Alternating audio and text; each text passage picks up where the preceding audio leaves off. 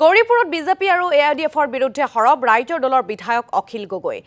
গৌৰীপুৰৰ পিয়াজবাৰীত ৰাইজৰ দলৰ গণসমাৱেশত অংশ লৈ বিজেপি চৰকাৰ উফৰোৱাৰ সংকল্প অখিল গগৈৰ মুখ্যমন্ত্ৰী ডক্টৰ হিমন্ত বিশ্ব শৰ্মাকো খোৰধাৰ সমালোচনা কৰে বিধায়কগৰাকীয়ে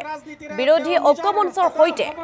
একেলগে পঞ্চায়ত নিৰ্বাচনত অৱতীৰ্ণ হ'বলৈ পুনৰ কংগ্ৰেছক আহ্বান জনাইছে বিধায়কগৰাকীয়ে দাম বৃদ্ধি আৰু ৱাকফ সংশোধনী আইন সন্দৰ্ভতো সৰব হ'ল শিৱসাগৰ সমষ্টিৰ বিধায়কগৰাকী ধুবুৰী জিলাৰ পিয়াজবাৰী অঞ্চলত এই সভা অনুষ্ঠিত কৰিলোঁ আৰু এই সভাত আমি সকলো ৰাইজে আজি শপত লৈছোঁ যে 2026 চনত আমি সাম্প্ৰদায়িক বিজেপি আৰু সাম্প্ৰদায়িক এআইডিএফ হিন্দু সাম্প্ৰদায়িক দল বিজেপি আৰু মুছলমান সাম্প্ৰদায়িক দল এআইডিএফ এই দুইটা সাম্প্ৰদায়িক দলক আমি বিদায় দিম আৰু অসমত আমি ধৰ্মনিৰপেক্ষ চৰকাৰ বনাম উজনিৰ ৰাইজক ক'ব খুজিছোঁ উজনিৰ ৰাইজে সকলোৱে জানি লোৱা দৰকাৰ যে মুছলমান ৰাইজে মুছলমান সাম্প্ৰদায়িক দল এআইডিএফক বিদায় দিব খুজিছে আমি হিন্দু মানুহেও হিন্দু সাম্প্ৰদায়িক দল বিজেপিক বিদায় দিব লাগিব তেতিয়াহে আমাৰ দেশখনত মূল্যবৃদ্ধি আমি হ্ৰাস কৰিব পাৰিম তেতিয়াহে আমি সকলো মানুহে শান্তিৰে থাকিব পাৰিম তেতিয়াহে আমাৰ দেশৰ সম্পদ বিক্ৰী নাইকিয়া হ'ব তেতিয়াহে আমি হিমন্ত বিশ্ব শৰ্মাৰ নিচিনা হঠকাৰী স্বৈৰতান্ত্ৰিক হিটলাৰী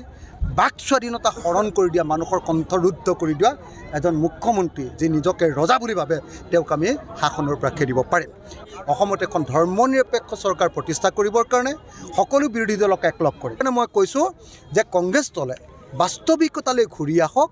আৰু কংগ্ৰেছ দলে এনে হাৱাতে কথা কৈ থাকিলে নহ'ব পঞ্চায়ত নিৰ্বাচনৰ পৰা সকলো দলৰ লগত একলগ হওক আৰু একলগ হৈ আমি খুব কম আসনত খেলিম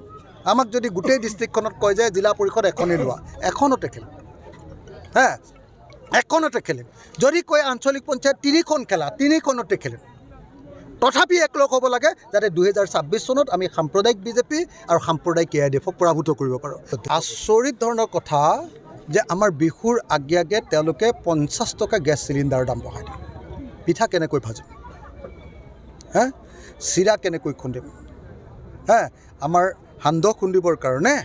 আৰু হুৰুম বুলি কয় আমাৰ উজনি অসমত হুৰুম বুলি কয় হুৰুম ভাজিবৰ কাৰণে বহুত গেছ লাগে জুই তো আমাৰ পিঠাই নহ'ব এইবাৰ যিমতে গেছ চিলিণ্ডাৰৰ দাম বঢ়াইছে